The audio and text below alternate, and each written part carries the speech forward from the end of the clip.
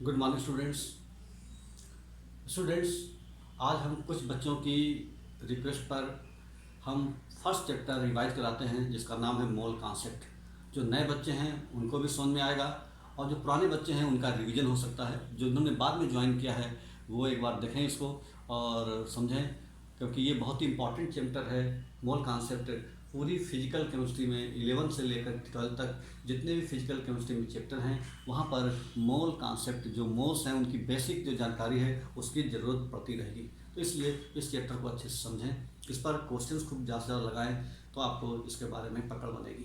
तो बच्चों, आज हम शुरू करने जा रहे हैं मोल कॉन्सेप्ट शब्द के बारे में। रिवाइज करा रहे हैं जो इंपॉर्टेंट चीज़ें हैं, जो मतलब एप्लीकेबल हैं, जो हमारे क्वेश्चंस में लगाने में काम आएंगी, वो सारी चीज़ें हम इसमें बताएंगे। तो आप देखें, सबसे पहले मोल कॉन्सेप्ट क्या है। आपने चैप्टर लगी पढ़ाई हुआ है, ठीक है, लेकिन फिर भी हम कुछ बातें बताते हैं आपको उसके बारे में।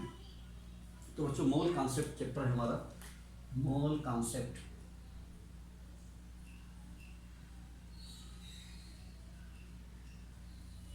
Mole concept. तो बच्चों, जो मोल कॉन्सेप्ट है ये एक्चुअल में जो मोल क्या चीज़ है, व्हाट इज मोल। ठीक, तो मोल जो है बच्चों, ये मोल ये आपका अमाउंट ऑफ द सब्सटेंस को रिप्रेजेंट करने की एक एसआई यूनिट है। Mole is the SI unit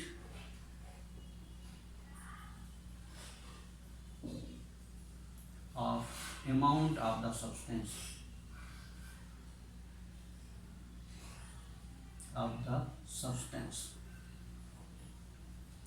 अब ये अमाउंट ऑफ द सब्सटेंस यानी जो सब्सटेंस का अमाउंट कितना है उस बात को बताने के लिए मोल की ज़रूरत क्यों पड़ी। क्योंकि अमाउंट ऑफ द सब्सटेंस तो हम मास से बता सकते थे, तो फिर मोल की ज़रूरत क्यों पड़ी। क्योंकि बच्चों, कोई भी चीज़, कोई भी सब्सटेंस जो मिलता है वो छोटे छोटे पार्टिकल्स से मिलकर बनता है। और उस कितने उसके अंदर पार्टिकल्स हैं, मान लीजिए हमारे पास 2 किलोग्राम कैल्शियम कार्बोनेट है। उस 2 किलोग्राम कैल्शियम कार्बोनेट में कितने मॉलिक्यूल हैं, कितने एटम हैं, उसके अंदर कितने प्रोटॉन हैं, कितने न्यूट्रॉन हैं, ये सारी बात की जानकारी, इन सारी बात का कैलकुलेशन मोल की हेल्प से ही पॉसिबल है। अमाउंट ऑफ द सब्सटेंस वो तो ये बता देगा उसका मास कितना है, लेकिन वो जो मास है वो कितने एटम से मिलके बना है, कितने मॉलिक्यूल से मिलके बना है, उसके अंदर कितने आपके प्रोटॉन हैं, कितने न्यूट्रॉन हैं, कितने इलेक्ट्रॉन हैं, उन सब चीज़ का कैलकुलेशन जो मैथमेटिकल रूप से जो कैलकुलेशन है वो मोल के बिना पॉसिबल नहीं है। इसलिए अमाउंट ऑफ द सब्सटेंस को रिप्रेजेंट करने की जो एसआई यूनिट है वो मोल है। ठीक है बच्चों, तो जो मोल है वो मोल क्या रहता है, इसको हम लोग एवोगैड्रो नंबर के नाम से जानते हैं। यानी 1 मोल की जो वैल्यू है, 1 मोल इक्वल्स टू 6.022 इंटू 10 की पावर 23, ये वैल्यू है 1 मोल की बराबर। अब 1 मोल जो भी चीज़ होगी, अगर मान लीजिए 1 मोल एटम है तो इतने ही एटम, यहाँ पर भी एटम लगा देंगे। अगर हम कहें 1 मोल मॉलिक्यूल तो इतने ही 6.022 इंटू 10 की पावर 23 मॉलिक्यूल हो गए। अगर हम कहें 1 मोल इलेक्ट्रॉन तो इतने ही इलेक्ट्रॉन हो गए, इलेक्ट्रॉन। ठीक बच्चों, अगर हम कहें 1 मोल आयन तो इतने ही आयन हो गए। तो 1 मोल रुपीज इतने रुपीज हो गए, 1 मोल पेंसिल इतनी पेंसिल हो गई, 1 मोल मैंगो इतने मैंगो हो गए, 1 मोल बनाना इतने बनाना हो गए। तो जिस तरीके से हमारी मोल एक प्रकार का जो यूनिट है वो बताती है कि उसमें कितने नंबर ऑफ पार्टिकल हैं, ठीक उसी तरह से जैसे डजन, पेयर और स्कोर, ये सारी चीज़ें बताते हैं। जैसे आपका 1 डजन बनाना, इसका मतलब 12 बनाना।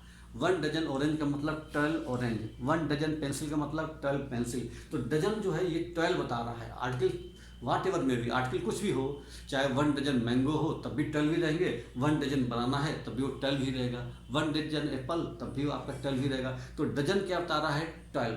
ठीक उसी तरह से जो मोल है वो ये बता रहा है 6.022 इंटू 10 की पावर 23, यानी 1 मोल में इतने नंबर होते हैं। तो आपको ध्यान में रखना है कि 1 मोल जो है वो कितने नंबर के बराबर होता है। तो 1 मोल जो है ये बहुत इंपॉर्टेंट नंबर है, इसको हम लोग एवोगैड्रो नंबर के नाम से जानते हैं। इसी चीज को जो है हम लोग एवोगैड्रो,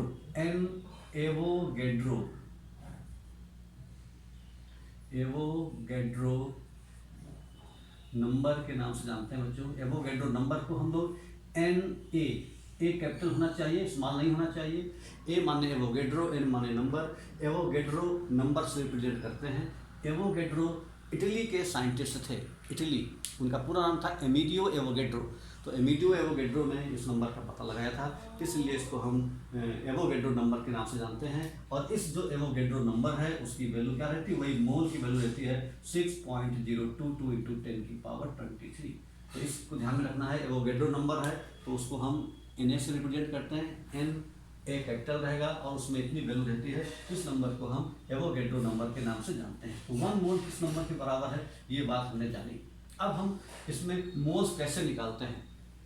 सबसे पहले हमको किसी भी चीज़ का, कोई भी चीज़ का कैलकुलेशन करना है तो नंबर ऑफ मोल का पता होना चाहिए। नंबर ऑफ मोल अगर हमको निकल आएंगे तो उसके अंदर कितने एटम हैं ये पता लग जाएगा, उसके अंदर कितने मॉलिक्यूल हैं ये पता लग जाएगा, उसके अंदर कितने प्रोटॉन हैं ये पता लग जाएगा, उसके अंदर कितने इलेक्ट्रॉन हैं ये पता लग जाएगा, उसके अंदर कितने न्यूट्रॉन हैं ये पता लग जाएगा। तो इन सारी बातों की जानकारी हम नंबर ऑफ मोल्स से निकालना सीखेंगे। तो नंबर ऑफ मोल्स कैसे निकालते हैं, how to calculate number of moles, how to calculate number of moles. Number of moles कैसे निकालते हैं। तो बच्चों नंबर ऑफ मोल्स जो है ये बहुत इंपॉर्टेंट चीज़ है। नंबर ऑफ मोल्स को निकालने के हमारे पास 3 तरीके हैं। अलग अलग सिचुएशन को हैंडल करने के लिए हमारे पास 3 फार्मूले हैं। क्या फार्मूले हैं, पहला फार्मूला, फर्स्ट फार्मूला क्या है, अगर हमको मास गिवन हो, ठीक है, जैसे कहा जाए 22 ग्राम कार्बन डाइऑक्साइड में कितने मोल होंगे, या 80 ग्राम ग्लूकोज में कितने मोल के बराबर होगा, या 9 ग्राम वाटर कितने मोल के बराबर होगा, या 34 ग्राम अमोनिया कितने के बराबर होगा। यानी जब मास गिवन हो तो उसके लिए फार्मूला बच्चों लगता है नंबर ऑफ मोल्स बराबर गिवन मास। और जो गिवन मास बच्चों वो हमेशा ग्राम में होना चाहिए, ध्यान के, given mass upon molar mass. तो मोलर मास का मतलब कोई जो मॉलिक्यूल है उसका मास लिख देते हैं, तो मोलर मास यानी 1 मोल का मास, तो ये आपका ये भी ग्राम में होता है। तो इस तरह से नंबर ऑफ मोल्स निकालने का फार्मूला होता है given mass upon molar mass. तो बच्चों ध्यान में रखना है, ये फार्मूला तब लगता है जब हमको किसी चीज़ का मास दिया हो, ठीक है, और तब हम नंबर ऑफ मोल्स निकाल सकते हैं। ठीक है बच्चों, जैसे कि हम आपको निकालना जा रहे हैं, बताने जा रहे हैं। जैसे एक क्वेश्चन से, बहुत बेसिक क्वेश्चन है कि how many moles are present in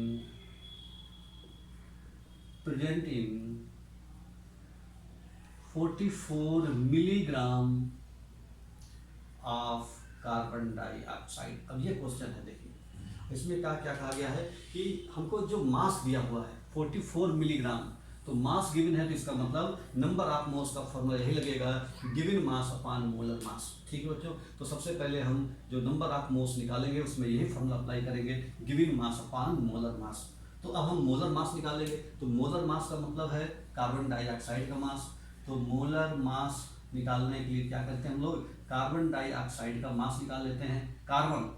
carbon का जो नीचे लिखा रहता है वो होता है एटॉमिक नंबर हर एलिमेंट का, ऊपर लिखा रहता है वो होता है मास नंबर। ऑक्सीजन का एटॉमिक नंबर 8, मास नंबर 16। तो अगर आपको मोल कॉन्सेप्ट का क्वेश्चन चैप्टर पढ़ना है, इसमें बहुत सारी चीज़ों को न्यूमेरिकल लगाना है, तो हमेशा 1 से लेकर के 20 या 30 एलिमेंट तक एटॉमिक नंबर और उनका मास नंबर आपको याद रखना चाहिए। तो एटॉमिक नंबर और मास नंबर अगर आपको याद नहीं है तो याद करना शुरू कर दो, 3-4 दिन में ये याद हो जाएगा बहुत ही आसानी से, ठीक, क्योंकि इसके बिना आपको मोलर मास नहीं निकल पाओगे।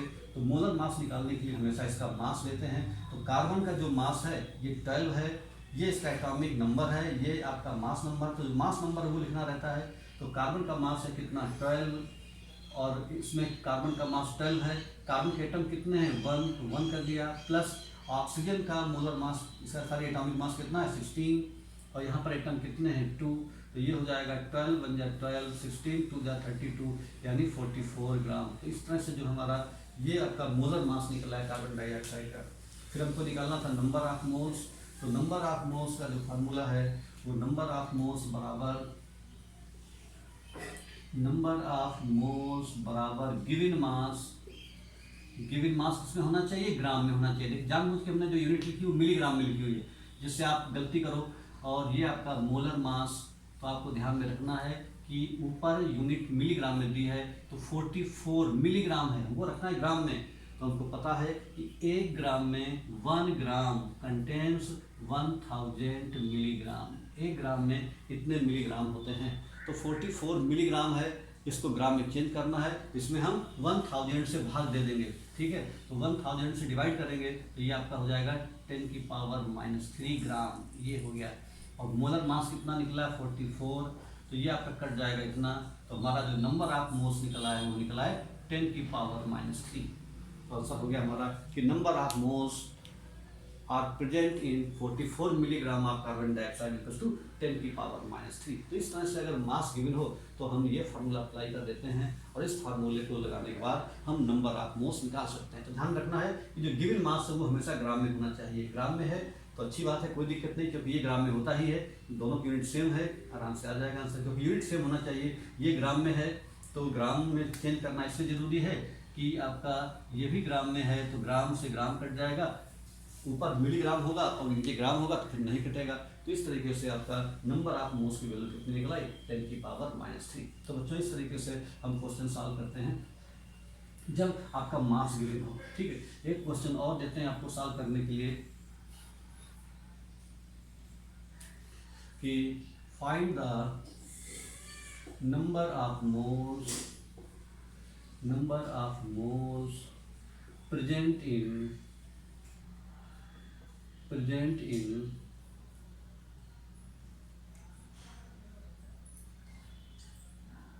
90 gram of glucose.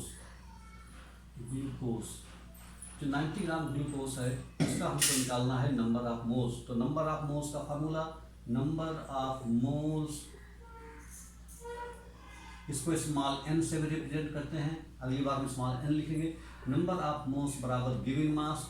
Given mass कितना है? 90 ग्राम, यूनिट पहले से ग्राम में दी है तो इसको चेंज करने की जरूरत नहीं है। मोलर मास ऑफ ग्लूकोज का फार्मूला होता है, ग्लूकोज का फार्मूला होता है C6H12O6। अब इनका हमको मास लिखना है। कार्बन का होता है 12 × 6, H का मास होता है 1 × 12, O का एटॉमिक मास होता है आपका 16 × 6। इसको सबको सॉल्व करेंगे, 12 या 72 प्लस 12 बन जाए 12, 96, 6 2 8 2 10, कैरी ओवर 1, 10 11 7 18 180। तो 180 ग्राम निकला है ग्लूकोज का मास। तो 90/180 ग्राम, ग्राम से ग्राम कैंसिल, ये 1/2, 1/2 का मतलब 0.5, यानी नंबर ऑफ मोल्स की वैल्यू निकल आई 0.5। यानी 90 ग्राम जो ग्लूकोज है उसमें मोल कितने होंगे? 0.5। तो नंबर ऑफ मोल्स आपके इतने आ गए 0.5। तो यहाँ पर बच्चों एक बहुत सिंपल सा फार्मूला लगा हुआ है, given mass upon molar mass. अब यहाँ पर क्वेश्चन में दिक्कत क्या आएगी? हो सकता है कि जो गिवन मास है उसकी वैल्यू यूनिट गलत दिया हो, मास ना दे करके, क्या नाम, ग्राम में ना दे करके मिलीग्राम में दिया हो, सेंटीग्राम में दिया हो, डेकाग्राम में दिया हो या हेक्टोग्राम में दिया हो। तो वैल्यू को आपको चेंज करना आना चाहिए कि इनका आपस में क्या रिलेशन है, 1 ग्राम कितने मिलीग्राम के बराबर है, कितने सेंटीग्राम के बराबर है, ये बात आपको पता होना चाहिए, ठीक है। हालांकि ऐसा क्वेश्चन कम ही आता है। दूसरी बात, जो मोलर मास है यानी जो कंपाउंड गिवन है, जैसे ग्लूकोज, तो कई बार ग्लूकोज का फार्मूला आपको नहीं दिया रहेगा, तो फार्मूला आपको पता होना चाहिए ज़्यादा से ज़्यादा कंपाउंड के। तो फार्मूला पता होगा तभी हम उसका मोलर मास निकल पाएंगे। या फार्मूला दिया हुआ है तो हमको एटॉमिक मास नहीं दिए हुए हैं। तो इस तरीके से आप 1 से लेकर के 30 तक एलिमेंट के अगर आपको मास पता रहेंगे, याद रहेंगे, तो चाहे दिए हों या ना दिए हों कोई दिक्कत की बात नहीं, आप आसानी से क्वेश्चन सॉल्व कर पाओगे। तो ये दिक्कतें आती हैं। फिर यह हो सकता है कि आपको एलिमेंट का फार्मूला भी पता हो, कंपाउंड का फार्मूला भी पता है, जो एलिमेंट प्रेजेंट हैं उनका आपको एटॉमिक मास भी पता है, तो कैलकुलेशन में दिक्कत हो जाती है। कई बार बड़े बड़े कंपाउंड हैं तो उनके कैलकुलेशन में भी दिक्कत हो जाती है, तो उस वजह से भी आपका सवाल गलत निकलता है। तो बच्चों 2 क्वेश्चन दे रहे हैं आपको, जो हमने बताए हैं 2 क्वेश्चन हम आपको करने के लिए दे रहे हैं, आप इसका आंसर हमको लिख करके भेजना है।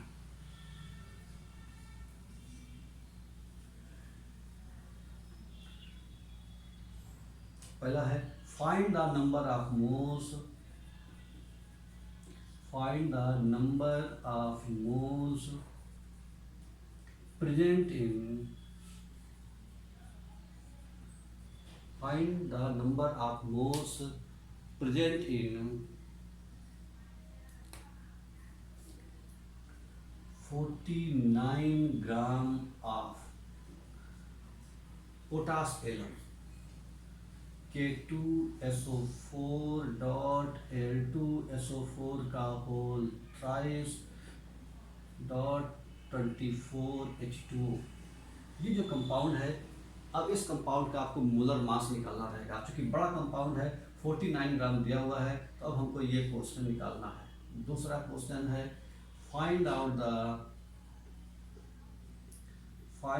The number of moles present इन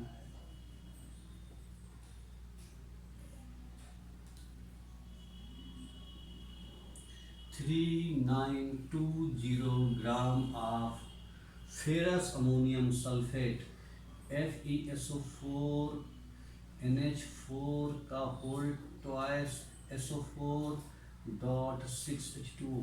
तो ये जो कंपाउंड है, ये दो हमको आंसर निकालने हैं। हमको नंबर ऑफ मोल्स हमको निकालना है। तो नंबर ऑफ मोल्स निकालने के लिए हमको पता है given mass upon molar mass, compound भी दिया हुआ है, एटॉमिक मास याद रख करके आप उनका मोलर मास निकालो, डिवाइड करो, आसानी से आंसर आ जाएगा। ठीक है बच्चों, तो ये आप क्वेश्चन आपका होमवर्क है, ये आपको करना है। ठीक है, ये आपका होमवर्क है, इसको आपको सॉल्व करके दिखाना है।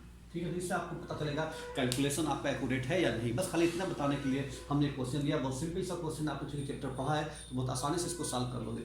दूसरा, आपका नंबर ऑफ मोल्स निकालने का फार्मूला क्या है? जब मास ना गिवन हो, हमको नंबर गिवन हो, तो नंबर गिवन हो तब मोल्स निकालने के लिए दूसरा फार्मूला ये लगेगा। नंबर ऑफ मोल्स निकालने के लिए नंबर ऑफ मोल्स बराबर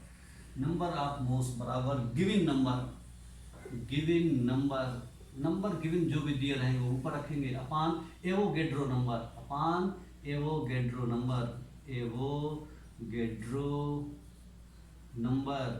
नंबर को हम लिखते हैं Na से, और इसकी वैल्यू है कितनी है? इसकी value given number Avogadro number की वैल्यू कितनी है? Na बराबर रहता है आपका 6.022 इंटू 10 की पावर 23। तो ये आपका एवोगेड्रो नंबर है। तो ये हम नंबर अप्लाई करके हम दूसरा फार्मूला लगा सकते हैं, जबकि पहला फार्मूला फेल हो जाएगा यहाँ पर, क्योंकि पहला फार्मूला होता है नंबर ऑफ मोल्स निकालने का given mass upon molar mass. यहाँ पर हमको मास गिवन ही नहीं, नंबर गिवन है, तो इसलिए फार्मूला फेल हो जाएगा। इस पर बेस्ड एक क्वेश्चन है, find the number of moles find the number of moles present in 3.011 into 10 की power 22 molecules of carbon dioxide. जो कार्बन डाइऑक्साइड गैस है, उस कार्बन डाइऑक्साइड के हमको नंबर ऑफ मोल्स निकालने हैं। इतने मॉलिक्यूल अगर उसमें प्रेजेंट हैं तो क्या फॉर्मूला लगाएंगे? नंबर ऑफ मोल्स यानी small n, number of moles को हम स्मॉल n कहते हैं। तो नंबर ऑफ मोल्स बराबर given number upon Avogadro number. Given number कितना है? 3.011 इंटू 10 की पावर 21 अपॉन एवोगेड्रो नंबर की वैल्यू है 6.022 इंटू 10 की पावर 23। इसको डिवाइड करेंगे तो ये हो जाएगा 1/2। तो बच्चों ये हो जाएगा 1/2 इंटू 10 की पावर 21 है, नीचे वाली पावर ऊपर जाएगी तो हो जाएगी माइनस में 23। तो 1/2 को डिवाइड करेंगे तो आ जाएगा 0.5 इंटू 10 की पावर -2। और सॉल्व करेंगे तो इसको लिख सकते हैं 0.5 को 5 इंटू 10 की पावर -1 और इंटू 10 की पावर -2। तो ओवरऑल हमारा आंसर हो जाएगा 5 इंटू 10 की पावर -3 मोल्स। तो हमारा आंसर हो गया भाई ये। तो इस तरीके से अगर हमको नंबर दिए हों, तो नंबर जब दिए हों तो इस तरीके का ये फॉर्मूला लगाते हैं। Formula number 2 given number upon Avogadro number. तो दूसरा फार्मूला नंबर ऑफ मोल्स निकालने के लिए बच्चों ये है given number upon Avogadro number. उसके बाद बच्चों तीसरा फार्मूला है कि जब हमारा मास भी ना गिवन हो, नंबर भी ना गिवन हो, हमको वॉल्यूम गिवन हो। तो वॉल्यूम गिवन हो तो उसके लिए फार्मूला हमारा तीसरा फार्मूला याद है रखना है आपको नंबर ऑफ मोल्स निकालने के लिए। तो चाहे जैसी सिचुएशन हो, नंबर दिया हो तो भी हम नंबर ऑफ मोल्स निकाल सकते हैं, मास दिया है तब भी नंबर ऑफ मोल्स निकाल सकते हैं, वॉल्यूम दिया है तो भी हम नंबर ऑफ मोल्स निकाल सकते हैं। तो number of moles equals to given volume, जो भी वॉल्यूम आपको दिया हो, given volume upon standard molar volume. Standard molar volume. Standard molar volume क्या होता है बच्चों? स्टैंडर्ड मोलर वॉल्यूम का मतलब होता है, स्टैंडर्ड मोलर वॉल्यूम का मतलब है volume occupied bye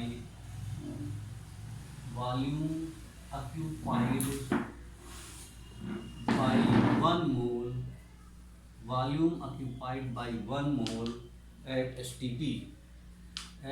STP or NTP. एक मोल गैस कितना वॉल्यूम ऑक्यूपाई करते हैं एसटीपी पर? एसटीपी और एनटीपी। एसटीपी का मतलब होता है स्टैंडर्ड टेम्परेचर प्रेशर, एनटीपी का मतलब नॉर्मल टेम्परेचर प्रेशर। एसटीपी और एनटीपी दोनों सेम चीज़ हैं। एसटीपी और एनटीपी जब कहा जाए तो उस समय जो टेम्परेचर लेना रहता है वो लेना रहता है आपका 0 डिग्री सेल्सियस या 273 केल्विन, और प्रेशर लेना रहता है 1 एटमॉस्फेयर या 760 मिलीमीटर ऑफ मर्क्यूरी। ये एसटीपी और एनटीपी है। तो volume occupied by 1 mole at STP और एनटीपी, और ये वॉल्यूम कितना होता है बच्चों? 22.4 लीटर। यानी कोई भी गैस हो, चाहे गैस हाइड्रोजन हो, चाहे ऑक्सीजन हो, चाहे कार्बन डाइऑक्साइड हो, कोई भी गैस हो, उसके एक मोल का वॉल्यूम हमेशा फिक्स होता है। वो कितना होता है एसटीपी पर? 22.4 लीटर। तो यहाँ पर हमको ये फॉर्मूला अप्लाई करना है, number of moles per hour given volume upon standard molar volume. और स्टैंडर्ड जो मोलर वॉल्यूम है उसकी वैल्यू कितनी होती है बच्चों? 22.4 लीटर। तो ये फार्मूला बन गया। तो ऊपर आपका जो भी वॉल्यूम दिया जाए और नीचे हमको 22.4 से डिवाइड कर देना है, तो हमको इसका आंसर पता लग जाएगा। तो देखिए एक क्वेश्चन हम करते हैं इस पर based. Find the number of moles, find the number of moles present in 11.2 litre of ammonia gas. जो अमोनिया गैस है, गैस चाहे कोई भी हो, यहाँ पर हम अमोनिया की जगह लिख देते ऑक्सीजन गैस, तब भी वही बात होती। यहाँ पर लिख देते हम सल्फर डाइऑक्साइड गैस, तब भी वही बात होती, कोई फर्क नहीं। तो ये फॉर्मूला लगाएंगे, number of moles equals to given volume upon standard molar volume. Number of moles को रिप्रेजेंट करते हैं हम लोग n से, तो n बराबर गिवन वॉल्यूम कितना है 11.2 लीटर अपॉन नीचे कितना होता है 22.4 लीटर। लीटर से लीटर कैंसिल हो गया, ये वैल्यू आ गई 1/2, और 1/2 का मतलब होता है 0.5। तो नंबर ऑफ मोल्स कितने निकला है 0.5। तो इस तरीके से सबसे पहले बच्चों हम क्या करते हैं, नंबर ऑफ मोल्स निकालना सीखते हैं। नंबर ऑफ मोल्स हमको जब निकल आएंगे तो फिर हम उसमें एटम मॉलिक्यूल वगैरह निकाल सकते हैं। नंबर ऑफ मोल्स के लिए 3 फार्मूले बिल्कुल बेसिक हैं, इनको आपको खूब अच्छी तरीके से ध्यान देना है।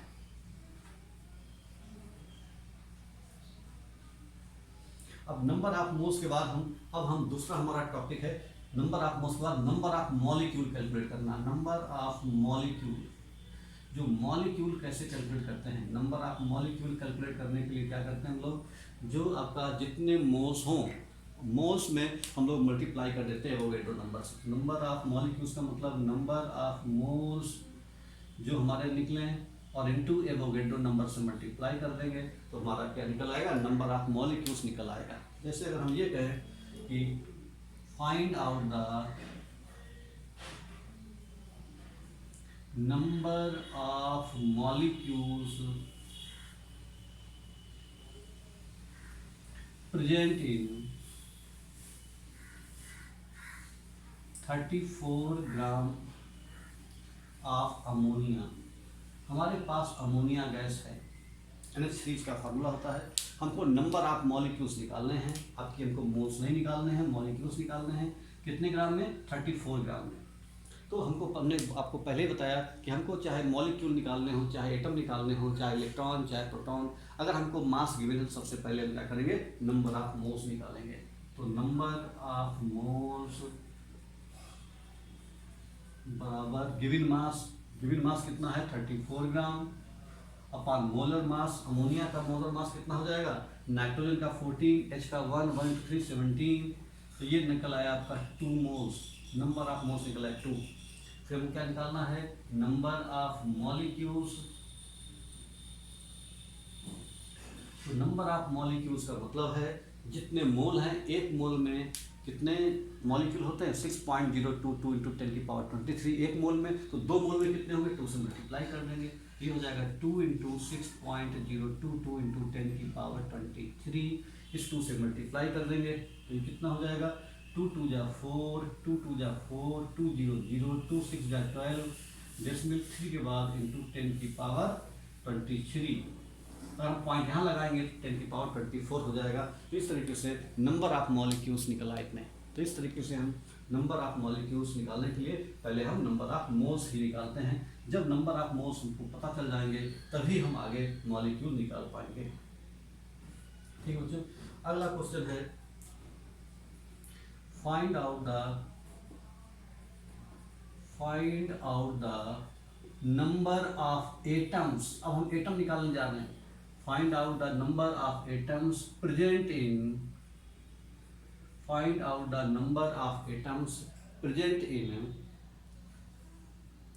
90 ग्राम ऑफ ग्लूकोज। जो ग्लूकोज है उसका 90 ग्राम है। ग्लूकोज का फार्मूला C6H12O6, ये ग्लूकोज का फार्मूला है। हमको नंबर ऑफ एटम्स निकालने हैं, तो सबसे पहले क्या करेंगे नंबर ऑफ मोल्स निकालेंगे। तो सबसे पहले नंबर ऑफ मोल्स बराबर given mass upon molar mass. Given mass कितना है 90, मोलर मास इसका पीछे निकाला था हमने 180, 1/2 यानी 1/2 निकला है नंबर ऑफ मोल्स। अब मोल्स से क्या निकालेंगे नंबर ऑफ मॉलिक्यूल्स निकाल सकते हैं। नंबर ऑफ मॉलिक्यूल्स निकाल सकते हैं भाई। नंबर ऑफ मॉलिक्यूल्स कितने हैं number of moles into Avogadro number 6.022 into 10⁻23, ये क्या निकला है नंबर ऑफ मॉलिक्यूल्स निकला है। लेकिन हमको निकालना क्या है नंबर ऑफ एटम। अब देखो नंबर ऑफ एटम निकालना है तो देखो एक मॉलिक्यूल में कितने हमारे पास एटम इतने हैं। तो एक मॉलिक्यूल जब ग्लूकोज का है तो उसमें नंबर ऑफ एटम कितने हैं 6, 12, 18, 6, 24, यानी ग्लूकोज के एक मॉलिक्यूल में टोटल 24 एटम हैं। तो अगर हमको नंबर ऑफ एटम निकालना है तो मॉलिक्यूल तो हमको पता ही है ये, तो एक मॉलिक्यूल में नंबर ऑफ एटम 24 हैं तो हम इसी से मल्टीप्लाई कर देंगे। तो number of atoms because to 1/2 into 6.022 into 10⁻23 into 24 कहाँ से आया यहाँ से आया 6, 12, 18, 6, 24, तो ये हमारा एटम निकल आया। अब इसको सॉल्व कर ले भैया बस आंसर आ जाएगा। तो ये कितना हो जाएगा 2 से कैंसिल कर दिया 12 आ गया, 12 से मल्टीप्लाई कर देंगे 12 2 जा 24 बचा 2 कैरी 2, 12 2 जा 24 और 2 26, 12 6 जा 72, ये आ गया भाई हमारा। और उसमें डेसिमल कहाँ पे लगा 3 के बाद लगा इंटू 10⁻23, ये आंसर आ गया। इसको और साइंटिफिक फॉर्म में लिखेंगे तो पॉइंट पहले एक डेसिमल हो जाए 7.2264 इंटू 10⁻, ये हो जाएगा 24। इस तरीके से ये हमारा क्या निकला है नंबर ऑफ एटम इतने प्रेजेंट है। तो यहाँ पर नंबर ऑफ मोल इतने हैं, नंबर ऑफ मॉलिक्यूल कहा जाए तो यहीं तक आंसर रहेगा, नंबर ऑफ एटम कहा जाए तो यहाँ तक हमको आंसर करना है। तो नंबर ऑफ एटम्स अगर कहा जाए तो हम आसानी से निकाल सकते हैं कि किस तरीके से निकलेगा।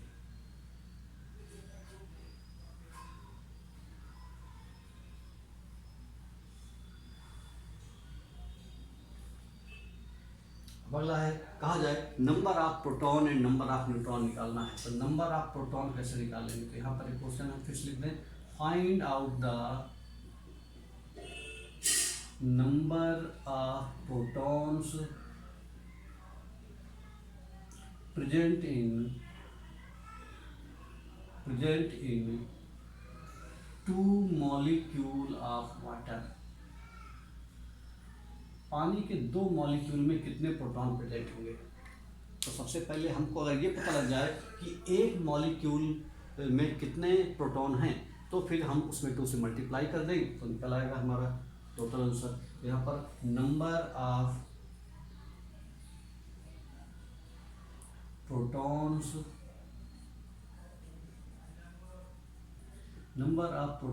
Present in 1 molecule of water. तो इसके लिए क्या करें हम लोग, वाटर किससे मिलकर बना है हाइड्रोजन और ऑक्सीजन से, तो H लिख लिया हमने और O लिख लिया ऐसे। फिर हमको प्रोटॉन पूछा है तो आपको पता है फार्मूला एटॉमिक नंबर जितना होता है उतने ही प्रोटॉन होते हैं, उतने ही इलेक्ट्रॉन होते हैं। तीनों बातें आपस में बराबर होती हैं। कौन कौन सी? Atomic number equals to number of proton equals to number of electron. तो हाइड्रोजन के एटॉमिक नंबर 1 है, तो इसका मतलब 1 ही इसके पास प्रोटॉन होगा और 1 ही इलेक्ट्रॉन होगा। ऑक्सीजन एटॉमिक नंबर है 8, तो इसका मतलब इसके पास 8 प्रोटॉन होंगे और 8 ही इलेक्ट्रॉन होंगे। अब हमको क्या करना है? वाटर निकालना है। तो वाटर में हाइड्रोजन के पास कितना प्रोटॉन है? 1 प्रोटॉन है, और उसमें एटम कितने हैं? 2, तो इंटू 2 करना पड़ेगा। प्लस ऑक्सीजन के पास कितने प्रोटॉन है? 8। वाटर के मॉलिक्यूल में ऑक्सीजन कितने एटम है? 1, तो 8 इंटू 1, ये हो जाएगा 2 1 जा 2 प्लस 8, ये हो जाएगा 10 प्रोटॉन। यानी वाटर के एक मॉलिक्यूल में 10 प्रोटॉन हैं, एक मॉलिक्यूल में। और हमारा क्वेश्चन क्या था?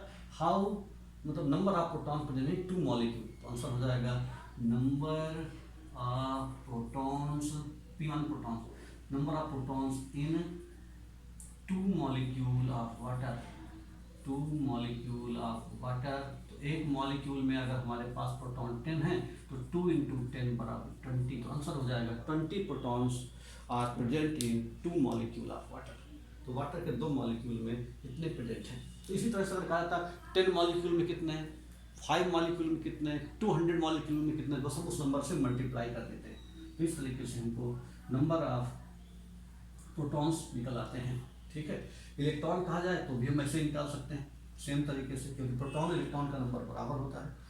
अब हम निकालने जा रहे हैं number of electrons. Find out the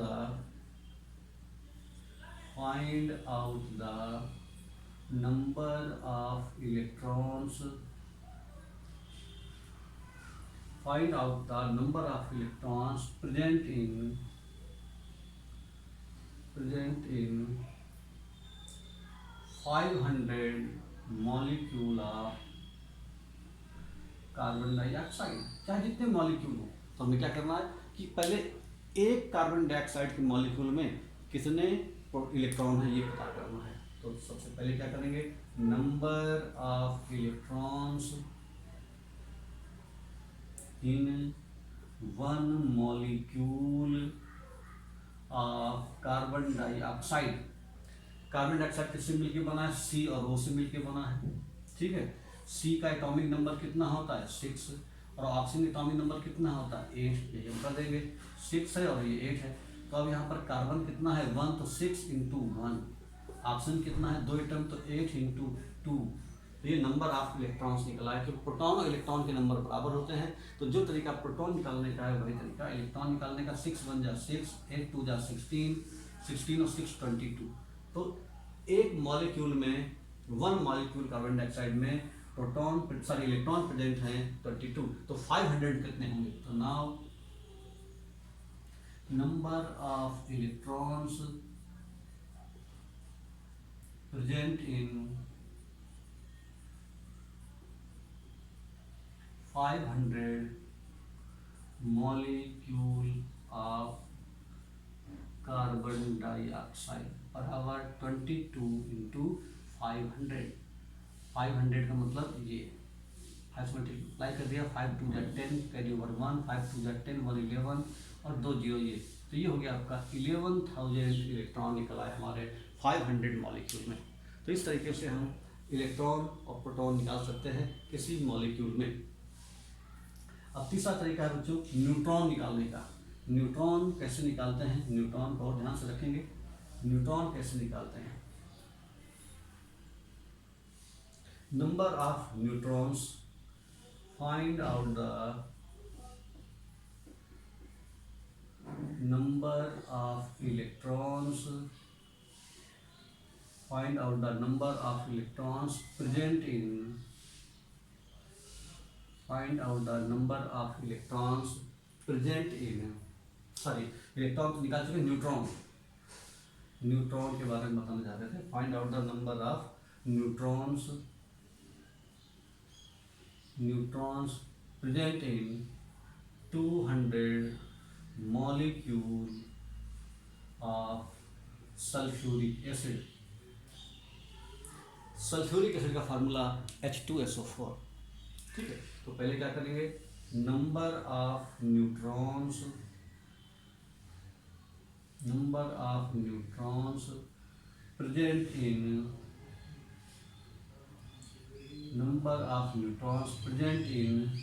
one molecule of sulphuric acid. एक मॉलिक्यूल सल्फ्यूरिक एसिड में कितने न्यूट्रॉन हैं ये अगर हमको पता हो लग जाए तो हम उसमें फिर 200 से मल्टीप्लाई कर देंगे। तो H2SO4 किससे मिलके बना है? H, S और O से मिलके बना है। इन तीनों एलिमेंट का एटॉमिक नंबर 1 है, इसका मास नंबर भी 1 है, इसका एटॉमिक नंबर कितना है? 16, मास नंबर है इसका 32, इसका है 8 और इसका है 16। दो चीज लिख लिया, इसलिए आपको एटॉमिक नंबर और मास नंबर 30 तक एलिमेंट के लर्न होना जरूरी है। अब नंबर ऑफ न्यूट्रॉन निकालने के लिए क्या करेंगे? This minus this, mass number में से हम एटॉमिक नंबर को माइनस कर देंगे। तो हाइड्रोजन के पास कितने न्यूट्रॉन हैं? 0 न्यूट्रॉन, 1 - 1 0। अब हाइड्रोजन के एटम कितने सल्फ्यूरिक एसिड में? 2, तो इंटू 2 प्लस। अब सल्फर के पास आ जाएंगे, सल्फर के पास कितने न्यूट्रॉन हैं? 32 - 16, 16 बचा। सल्फर का एटम कितना है? Into 1 plus. ऑक्सीजन के पास कितना न्यूट्रॉन है? 16 - 8 यानी 8। एक एटम के पास एटम कितने हैं? 4 एटम। इस तरीके से सल्फ्यूरिक एसिड के एक मॉलिक्यूल में कितने न्यूट्रॉन है ये पता लग जाएगा। 0 को मल्टीप्लाई 2 में करेंगे तो 0 आएगा। 16 बन जा 16, 8 4 जा 32, 32 16 कितना हो गया? 48। तो बच्चों एक मॉलिक्यूल सल्फ्यूरिक एसिड में 48 न्यूट्रॉन हैं और हमारा क्वेश्चन क्या है? 200 मॉलिक्यूल में कितने होंगे? तो क्या हो जाएगा हमारा आंसर? कितना हो जाएगा? 48 × 200 मल्टीप्लाई कर देंगे।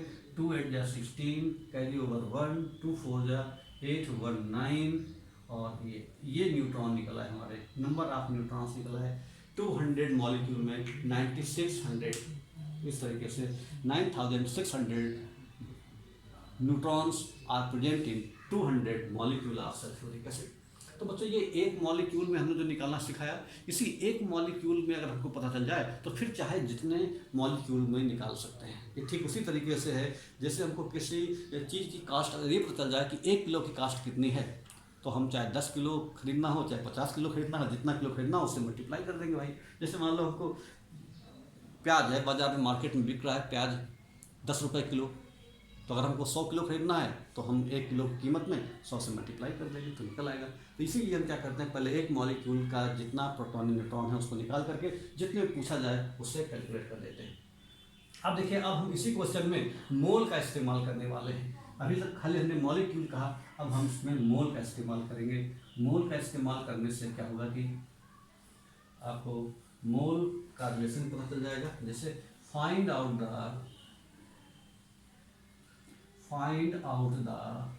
Number of neutrons, find out the number of neutrons present in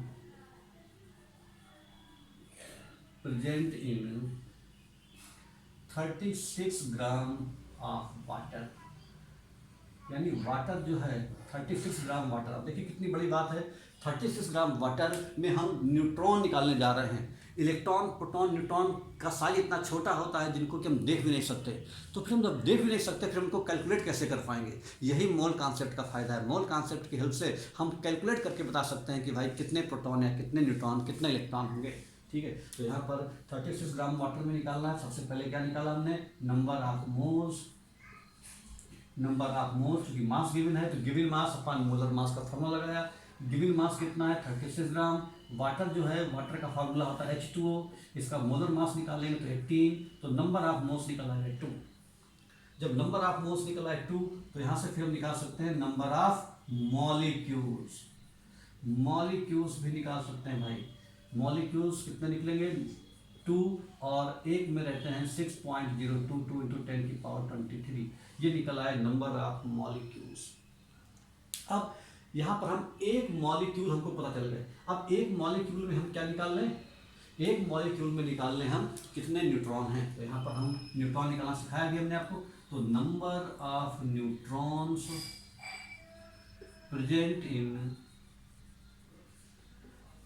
in 1 present in one molecule of H2O। एक मॉलिक्यूल, क्योंकि ये हमारे टोटल मॉलिक्यूल इतने हैं, एक मॉलिक्यूल में जितने न्यूट्रॉन निकलेंगे उसमें इस नंबर से मल्टीप्लाई कर देंगे, बस हमारा आंसर आ जाएगा।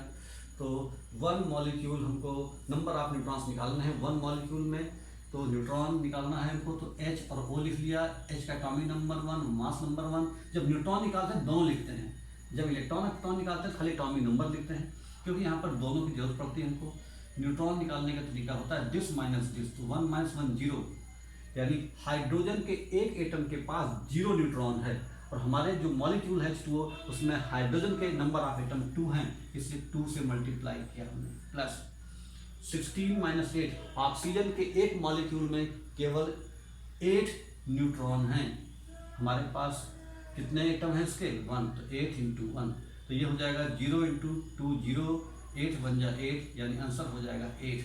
यानी एक मॉलिक्यूल में हमारे पास 8 न्यूट्रॉन हैं, वाटर के एक मॉलिक्यूल में 8 न्यूट्रॉन हैं, तो टोटल नंबर ऑफ न्यूट्रॉन कितने निकलेंगे?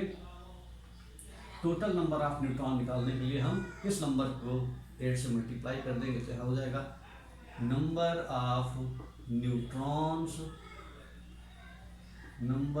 Neutrons present in 36 gram of water. कितने हैं? 36 ग्राम वाटर में इतने मॉलिक्यूल थे, तो 2 × 6.022 × 10⁻23 ये है मॉलिक्यूल। एक मॉलिक्यूल में 8 न्यूट्रॉन हैं, तो इतने मॉलिक्यूल में कितने न्यूट्रॉन हुए? 8 से मल्टीप्लाई कर दिया भैया। अब जब मल्टीप्लाई कर देंगे 8 से, तो 8 2 हो जाएगा 16, तो ये हो जाएगा 16 × 6.022 × 10⁻23, बस मल्टीप्लाई कर देना इसको, तो 16 2 32, कैरी ओवर 3, 16 2 32 और 3 35, 16 6 96, डेसिमल 3 के बाद लगेगा इंटू 10⁻23, ये न्यूट्रॉन आ गए। और इसको आगे सॉल्व करेंगे तो ये हो जाएगा 9.635 × 10⁻24। तो इस तरह से बच्चों ये हमारे आंसर आ गया हमारा कि नंबर ऑफ न्यूट्रॉन्स जो होंगे वो इस तरह से हम निकाल सकते हैं कि नंबर ऑफ न्यूट्रॉन किस तरीके से हम कैलकुलेट कर सकते हैं। किसी भी कंपाउंड में नंबर ऑफ न्यूट्रॉन इस तरीके से निकाला जा सकता है कि नंबर ऑफ न्यूट्रॉन हम इस तरीके से निकाल सकते हैं। तो एटम निकाल लिया हमने, मॉलिक्यूल निकाल लिया, नंबर ऑफ प्रोटॉन निकाला, नंबर ऑफ इलेक्ट्रॉन निकाला, नंबर ऑफ हमने निकाल लिया न्यूट्रॉन। तो इलेक्ट्रॉन, प्रोटॉन, न्यूट्रॉन वगैरह ये हमने सब निकाल लिए।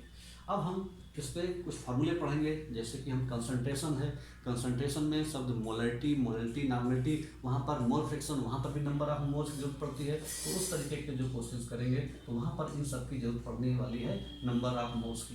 ठीक है बच्चों। तो अब जो हमारा जो है कंसंट्रेशन,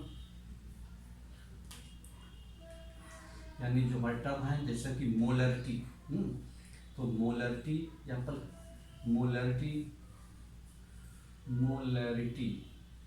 मोलरिटी को हम कैपिटल M से डिनोट करते हैं मोलरिटी। तो मोलरिटी का फार्मूला होता है कि number of moles, 1 litre solution में जितने नंबर ऑफ मोल्स प्रेजेंट होते हैं। तो डेफिनेशन क्या है? Number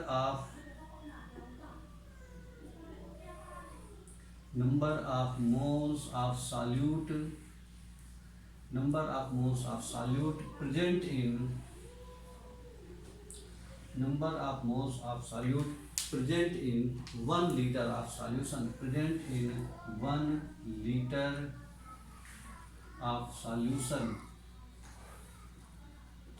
number of moles of solute present in 1 liter of solution are known as molarity। इसको बच्चों मोलरिटी कहते हैं और इसको हम लोग कैपिटल M से रिप्रेजेंट करते हैं। इसका फार्मूला होता है कैपिटल M बराबर number of moles of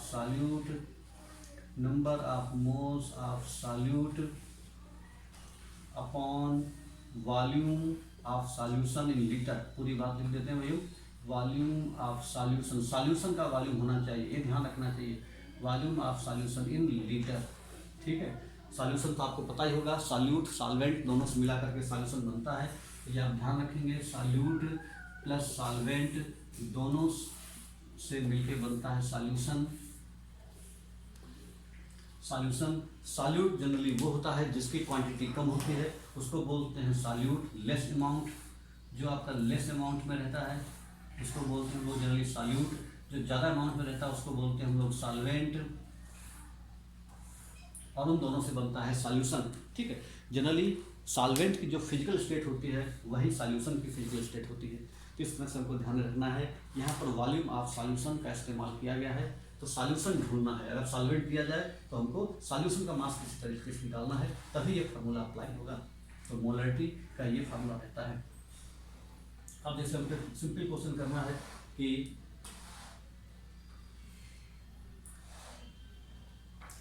23 gram ethyl alcohol is present in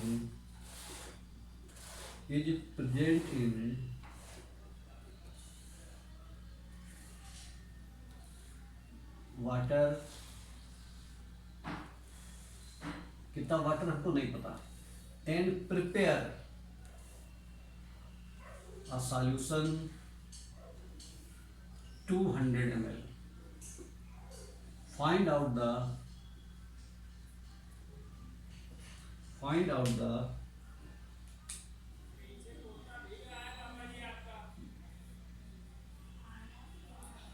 molarity of ethanol solution.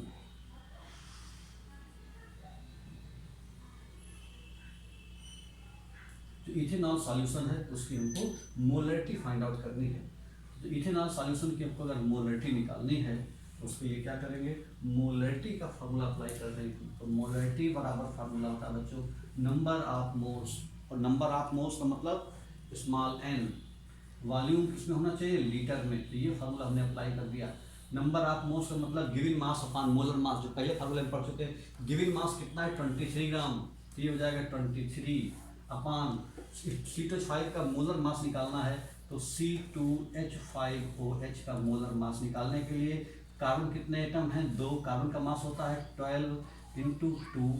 H कितने एटम है, 6। 5 ये 1 ये, तो 1 × 6। O कितना रहता है, सिंगल है, 16 O का मास रहता है। तो ये सब सॉल्व करेंगे कितना हो जाएगा, 24 हो जाएगा, 6 हो जाएगा और ये 16 हो जाएगा। तो 24 और 6 30 और 16 यानी 46 हो जाएगा। तो ये निकला है मोलर मास। तो ये हमारे नंबर ऑफ मोल्स निकला है। फिर कहा गया volume of solution in litre. Volume दिया है ml में, हमको इसको लीटर में चेंज करना है। तो 200/1000 because 1 litre contains 1000 ml। 1 litre में 1000 ml होते हैं। तो ये कॉन्सेप्ट अप्लाई किया है यहाँ पर। तो इसको सॉल्व करेंगे कितना आ जाएगा, इसको ये हो जाएगा 1/2, ये हो जाएगा 1/5। अपान का पान है तो नंबर नीचे वाले नंबर को उल्टा करके मल्टीप्लाई, तो 1/2 × 5/1 ये आ जाएगा। तो ये हमारा हो जाएगा 5/2, और 5/2 का मतलब मोलरिटी हो जाएगी 2.5। तो इस तरह से बच्चों मोलरिटी इस तरह से निकल आती है। मोलरिटी हमारा निकल आएगी, इसकी यूनिट होती है मोल पर लीटर। ऊपर मोल है नीचे लीटर है, तो यूनिट हो जाएगी मोल पर लीटर। तो मोलरिटी हो जाएगी 2.5 मोल पर लीटर।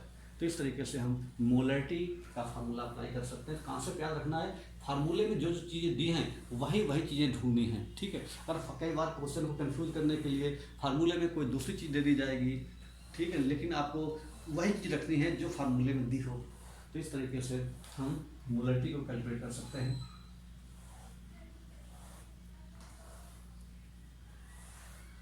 उसके बाद मोलरिटी के बाद आपका है मोलैलिटी। मोलैलिटी को स्मॉल m से नोट करते हैं बच्चों। इसका क्या होता है, इसका फॉर्मूला रहता है स्मॉल m यानी मोलैलिटी बराबर number of moles of solute. इसमें भी वही फार्मूला लगा है, लेकिन ऊपर वही लगा है लेकिन नीचे बदल जाएगा। मोलरिटी निकालते समय भी number of moles of solute, और मोलरिटी में भी number of moles of solute. वहाँ पर होता था फार्मूला वॉल्यूम ऑफ सॉल्यूशन, यहाँ पर हो जाएगा mass of solvent in kilogram, जबकि वहाँ पर क्या होता था, वॉल्यूम ऑफ सॉल्यूशन होता था इन लीटर। तो यहाँ पर फार्मूला अलग है और वहाँ पर अलग था। ठीक है, अब हमको जैसे क्वेश्चन में करना है तो हम कैसे करेंगे, कहा जाएगा if 10 gram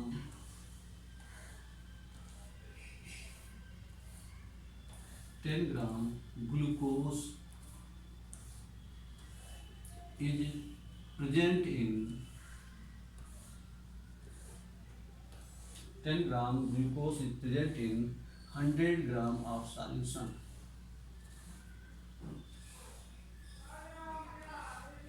solution. Find out the molality.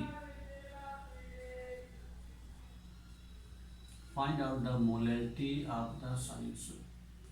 Find out the molality of the glucose solution. जो ग्लूकोज है उसका हमको मोलरिटी निकालना है, ठीक है। ग्लूकोज सॉल्यूशन, जो ग्लूकोज सॉल्यूशन है उसका हमको मोलरिटी निकालना है।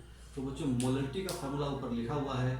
मोलरिटी का मतलब होता है बच्चों number of moles of solute present in mass of solvent in kilogram, यानी 1 किलोग्राम सॉल्वेंट में कितने सॉल्यूट के मोल प्रेजेंट रखते हैं, वही है। तो if 10 grams glucose is present in 100 gram of solution, 100 gram of solution,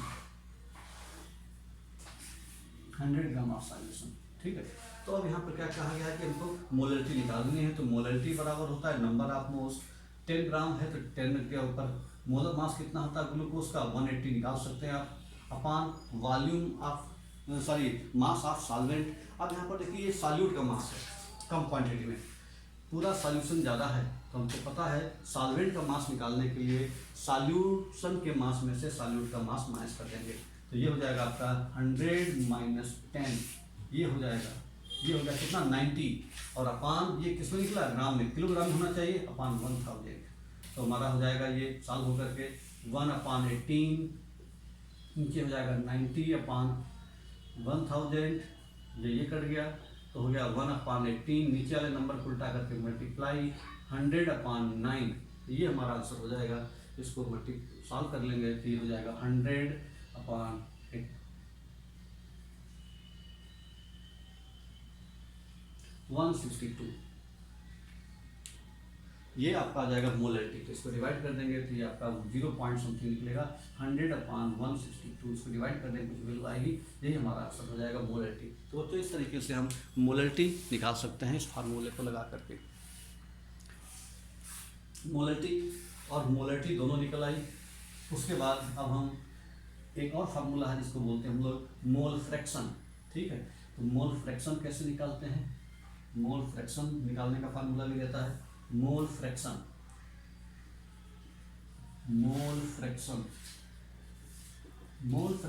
का मतलब रेशियो होता है, ये ratio of number of moles of one component and whole component, यानी हमको जिस एलिमेंट का हमको मोल फ्रैक्शन निकालना है उसके नंबर ऑफ मोल्स ऊपर, नीचे टोटल नंबर ऑफ मोल्स। जैसे हमको निकालना है मान लीजिए मोल फ्रैक्शन ऑफ सॉल्यूट, तो मोल फ्रैक्शन ऑफ सॉल्यूट निकालना है हमको, तो इसका फार्मूला हो जाएगा स्मॉल n अपान small n plus capital N। Small n का मतलब है number of moles of solute और कैपिटल N का मतलब है number of moles of solvent, ठीक है। अगर हमको निकालना है मोल फ्रैक्शन ऑफ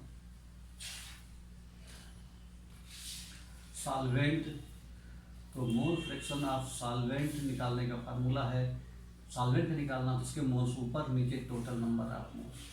इस तरीके से मोल फ्रैक्शन ऑफ सॉल्यूट और मोल फ्रैक्शन ऑफ सॉल्वेंट का ये फार्मूला रहता है। और टोटल अगर हम सबको जोड़ देंगे तो इनका आंसर कितना आएगा 1, ठीक है। यानी अगर हम देखें तो यहाँ पर n प्लस स्मॉल n और कैपिटल N अपान small n plus capital N, अगर हम यहाँ पर एलसीएम ले लेंगे n plus capital N, solve करेंगे तो ऊपर आ जाएगा n प्लस कैपिटल N, तो सॉल्व करके 1 आ जाएगा। इसका मतलब इन दोनों का सम 1 होता है। इसका मतलब फ़ायदा ये है कि अगर हमको सॉल्यूट के मोल्स पता हैं तो सॉल्वेंट का मोल बिना फार्मूला लगाए 1 में से माइनस कर देंगे, सॉल्वेंट का मोल निकल आएगा, ठीक है। तो यानी क्या होगा, हम कैलकुलेशन से बच जाएंगे अगर हमको ये बात पता है कि सॉल्यूट का मोल फ्रैक्शन और सॉल्वेंट का मोल फ्रैक्शन दोनों का सम हमेशा 1 होता है। तो इस तरीके से हम आपका अगर हमको मोल फ्रैक्शन निकालना है तो किसी एक का मोल अगर हमको पता हो जाए तो दूसरे के मोल निकालने के लिए 1 में से माइनस कर देते हैं, ये बात ध्यान रखना है। जैसे क्वेश्चन कहा जाए कि if 23 gram ethyl alcohol is present in 90 gram of water. Find out the mole fraction of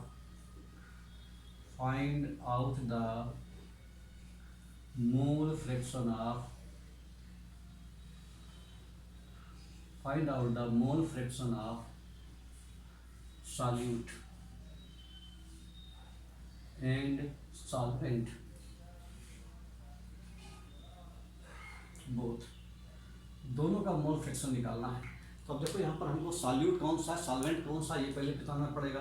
solute कौन सा होता है, जिसकी क्वांटिटी कम होती है, सॉल्वेंट वो होता है जिसकी क्वांटिटी ज़्यादा होती है। तो यहाँ पर ये 23 है, ये 90 है, इसका मतलब ये सॉल्यूट हो गया, ये सॉल्वेंट हो गया।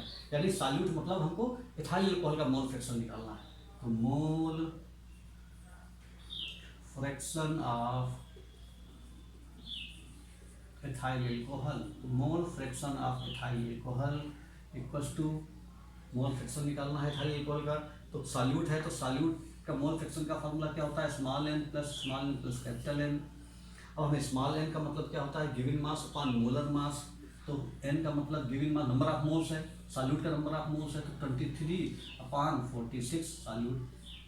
उसके बाद में स्मॉल n फिर वही चीज़ है, तो 23/46 कर दिया हमने, प्लस कैपिटल N का मतलब है number of moles of solvent. तो सॉल्वेंट का नंबर ऑफ मोल निकालने के लिए सॉल्वेंट का मास अपॉन सॉल्वेंट का मोलर मास। तो सॉल्वेंट क्या है, पानी, तो पानी का मोलर मास कितना होता है 18, और मास कितना है तो 90, तो 90/18। तो ये हमारा निकल आया मोल फ्रैक्शन ऑफ इथेनॉल। इथेनॉल क्या चीज़ है, सॉल्यूट, यही सॉल्यूट है क्योंकि इसकी क्वांटिटी कम है।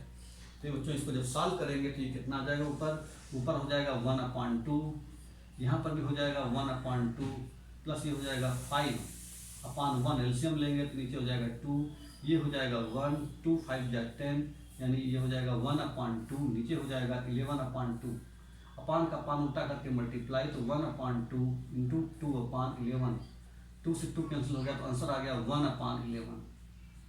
यानी जो मोल फ्रैक्शन ऑफ इथेनॉल है वो कितना निकला, 1/11। अब हमको मोल फ्रैक्शन ऑफ इथेनॉल निकल आया। अब हमको दूसरा जो सॉल्वेंट क्या है वो है वाटर, वाटर के मोल फ्रैक्शन निकाल सकते हैं। तो मोल फ्रैक्शन ऑफ वाटर, तो मोल फ्रैक्शन ऑफ वाटर जो है इसका निकालने, क्योंकि सॉल्वेंट है, हमको सॉल्वेंट का भी कहा निकालने को, तो मोल फ्रैक्शन ऑफ वाटर निकालना है। इसका फार्मूला है capital small n plus capital N। Small n capital N की वैल्यू हमको पता ही है।